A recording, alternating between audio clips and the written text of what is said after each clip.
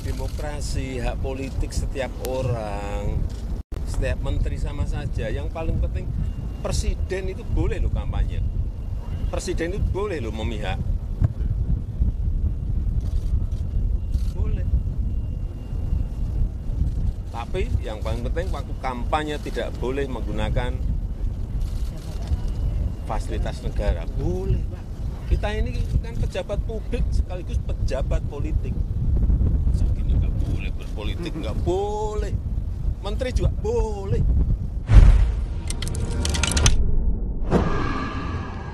Assalamualaikum warahmatullahi wabarakatuh. Waalaikumsalam warahmatullahi wabarakatuh. Bung kameramen, apa kabarnya? Alhamdulillah baik. Kelihatannya begitu optimis akan kemenangan paslon 01. Gitu. Amin. Ya? Pemirsa, kita akan menyimak dibacain berita berikut ini oleh Bung kameramen. Selamat menyaksikan. Ya, terima kasih Bung Alfian. Semoga Bung Alfian juga semangat terus nih mengawal kemenangan politik Islam Bung Alfian, karena saya simak beberapa video Bung Alfian tentang pengajian politik Islam. Pasti Bung Alfian dicap Ustadz politik identitas. Nah Bung Alfian, ini ada berita dirilis oleh CNN Indonesia. Akun resmi Kementerian Pertahanan diduga posting tagar Prabowo Gibran kini dihapus. Nah, Bung Alfian, jadi postingannya adalah ya posting foto lah ya di Twitter. Kemudian ada hashtag Prabowo Gibran 2024, Prabowo Subianto, Menhan Prabowo, dan lain-lain. Nah, menurut saya memang ada pembelaan lah Bung Alfian dari mereka, karena ketika nulis Prabowo ada saran hashtag lain gitu Bung Alfian.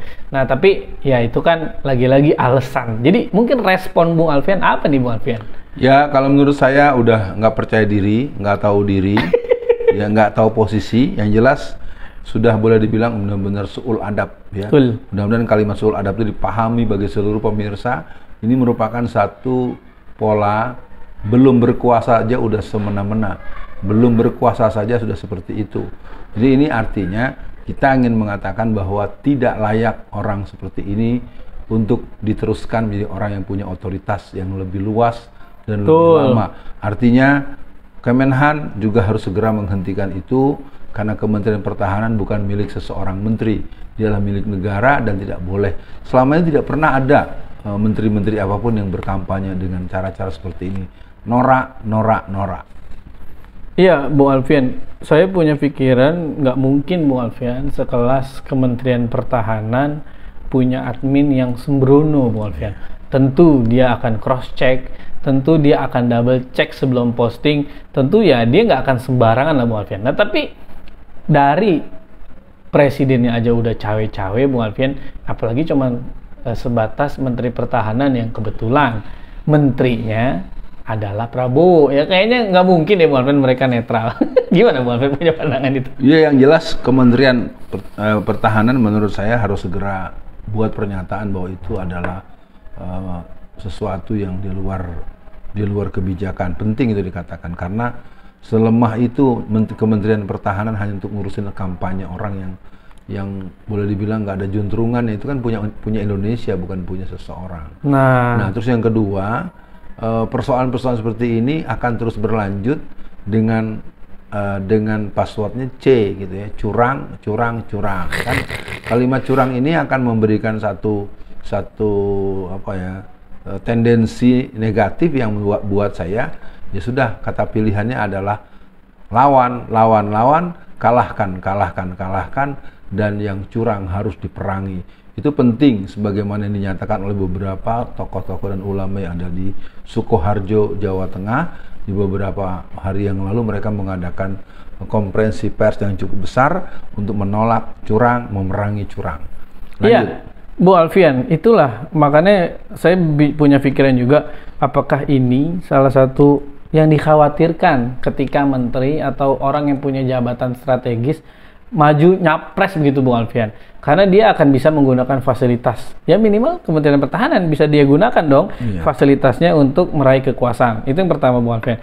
Yang kedua, kalau Bung Alfian simak pengiriman bantuan kepada Palestina, itu di framing orang untuk berterima kasih pada Presiden dan berterima kasih kepada Kementerian Pertahanan atau Menhan Prabowo.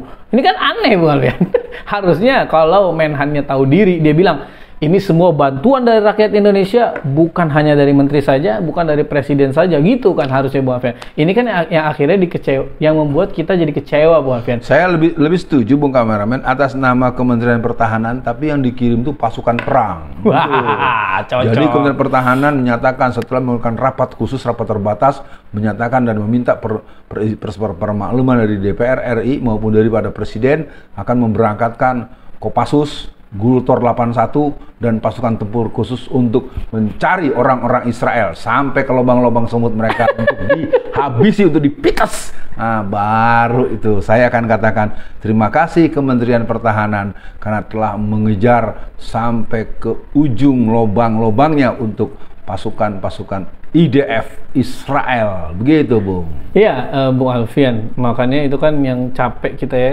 Dulu Zulhas klaim ini ada bantuan bansos buat apa dari presiden, dikomplain. Bukannya mikir, malah Erlangga ngomong juga, jangan lupa ya ucapkan terima kasih kepada presiden.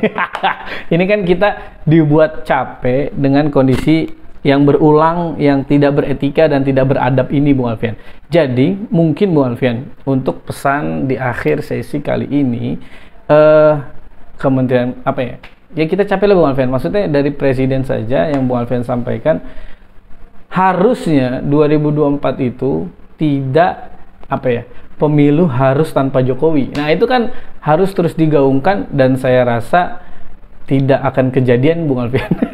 dengan pesimistisnya saya. Jadi untuk closing kali ini, apa pesan Bung Alfian kepada Prabowo lah ya? Kalau nih Bung Alfian, itu kesalahan admin, pasti Prabowo bakal marah, Bung Alfian. Iya. Kalau Prabowo diem aja, berarti dia, saya senang dengan kesalahan ini. Atau mungkin Bung Alfian ada pandangan lain dan kalian closing, silakan. Ya, yang jelas manusia-manusia yang tadi puja-puji, apakah yang namanya Zulhas, apa yang namanya Erlangga, Sutarto segala macam, maupun si Fulan 1, Fulan 2, Fulan 3 dan seterusnya, mereka orang-orang yang tersandera dengan kasus sama dengan terjadi petinggi di Jawa Timur karena dia berhadapan dengan 7,8 triliun kasus yang mulai dilacak oleh KPK dan juga terjadi pada Pak Erlangga, terjadi pada Pak Zulhas.